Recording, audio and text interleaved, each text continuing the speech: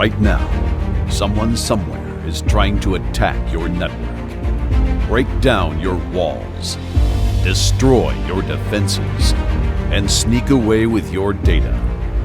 The worst part is, you don't even know it's happening. They get your passwords using a keylogger.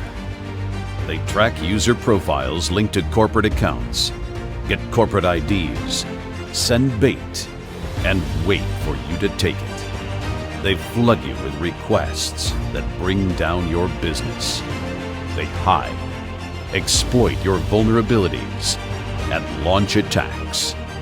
They know it all. It's not just an IT issue.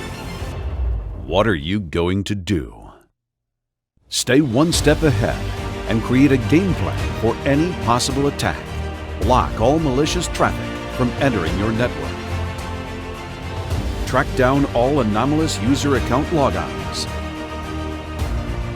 Stop their worm launch.